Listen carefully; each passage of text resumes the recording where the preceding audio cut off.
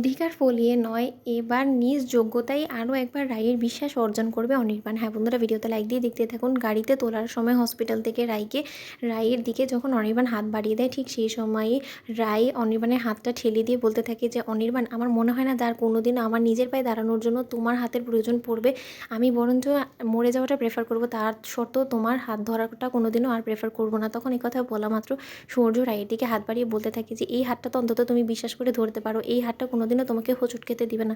তখন এই কথা বলা মাত্র রায় বলতে থাকে সূর্যকে যে, সূর্য, আমি খুব ভালো করেই জানি যে এই হাতটা যে কোনোদিন আমাকে হোঁচট খেতে দেবে না, সেটা আমি ভালো করেই জানি। সেটার জন্য তোমাকে নিজেকে প্রমাণ করার কোনো প্রয়োজন নেই। ওদিকে অনির্বাণ বলতে থাকে, দে রাই, এবার আর অধিকার ফলিয়ে নয়, আমি এইবার আমার নিজ যোগ্যতায় তোমার বিশ্বাস আরও একবার অর্জন করে তোমাকে আমার বাড়ি ফিরিয়ে নিয়ে যাবো, তুমি দেখো। তখন এই কথা বলা মাত্র রাই বলতে থাকে যে, ভগবান যাতে সেই দিন দেখানোর আগে বরঞ্চ আমাকে নিজের কাছে ডেকে নেয়, আমি সেটাই বেশি স্বাচ্ছন্দ্য বোধ করবো। তখন এই কথা বলা মাত্র সূর্য বলতে থাকে যে, খবরদার রাই, এসব কথা একদম বলবে না, তোমাকে এখন অনেকটা লড়াই করতে হবে, নিজের পায়ে দাঁড়াতে হবে, আরও একবার নিজের জীবনটাকে নতুন করে গড়ে নিতে হবে, কারণ তোমাকে চাকরিতেও তো জয়েন করতে হবে, তাই না? তখন এই কথা বলা মাত্র রাই বলতে থাকে, হ্যাঁ সেই তো, আমি আর আমার পরিবারের উপরে বোঝা হয়ে থাকতে চাই না, কিন্তু তা সত্ত্বেও দেখো না, না চাইতো আমার পরিবারের উপর আমি আরও একবার বোঝা হয়ে গেলাম। এখন আমার এই শারীরিক দুর্বলতার কারণে দিনের পর দিন আমার গোটা পরিবারকে যে কতটা ভুক্তভোগী হতে হবে, সেটা তো আমি খুব ভালো করেই বুঝতে পারছি।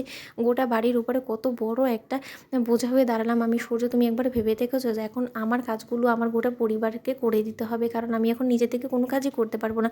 আমার নিজেকে কতটা যে ছোট বলে মনে হচ্ছে, আমি তোমাকে কী বলবো। তখন এই কথা বলা মাত্র রাইয়ের মা বলতে থাকে যে, রাই, তোর কি মনে হয় বলতো, তোর মায়েরই দুটো হাত থাকতে আমার মেয়ের কোনো রকম কোনো অসুবিধা আমি হতে দিব বলতো? তোর কেন নিজেকে বোঝা বলে মনে হচ্ছে, আমি তো সেটাই বুঝতে পারছি না। আমার তো বরঞ্চ মনে হচ্ছে যে আমি অন্তত আমার পাপের প্রায়শ্চিত্ত করার আরেকটা সুযোগ পেলাম। তখন এই কথা বলা মাত্র রাই বলতে থাকে যে, মা, তুমি দেরিতে হলেও নিজের ভুলগুলো যে বুঝেছো, সেটাই তো অনেক আমার জন্য। তুমি আবার এরকম করে নিজেকে এতটা ছোটো করে ফেলছো কেন বলো তো? তখন এই কথা বলা মাত্র সূর্য বলতে থাকে যে, রাই, তোমাকে এখন দুর্বল হলে কিন্তু একদম চলবে না, কারণ তোমার এই দুর্বলতার সুযোগ নিয়েই কিন্তু অনেকে তোমাকে আঘাত করার চেষ্টা করবে। তখন এই কথা বলা মাত্র রাই বলতে থাকে যে, না না, অনেক আঘাতই তো পেয়েছি, এখন মনকে অনেক বেশি শক্ত করে ফেলেছি, এখন আর কেউ আমাকে আঘাত করলেও আর আমি এতটা দুর্বল হয়ে পড়বো না। সূর্য, তুমি সেসব নিয়ে একদম ভেবো না। ওদিকে স্রোত বলতে থাকে, জানো তো সূর্য দাদাভাই, তুমি আজকে গাড়িটা নিয়ে এসেছো বিধায় আমাদের অনেক বেশি হেল্প হয়ে গিয়েছে। আমি তো উল্টো ভাবছিলাম যে আমি হয়তো একটা ক্যাব বুক করে রায় দিদিভাইকে বাড়ি ফিরিয়ে নিয়ে যাবো। ওদিকে এই কথা বলা মাত্রই সার্থক বলতে থাকে যে, কেন, ক্যাব বুক করার কী প্রয়োজন? রায় দিদিভাইয়ের ভাই আছে না, রায় দিদিভাইয়ের দাদা থাকতে নিজের দিদিভাই ক্যাবে করে কেন যাবে? আমি বরঞ্চ রায় দিদিভাইকে বাড়ি ফিরিয়ে দিয়ে আসতাম, সেটাতে কিসের এত টেনশন করার বলো তো স্রোত? তুমি না বড্ড বেশি ফর্মালিটি করে ফেলো।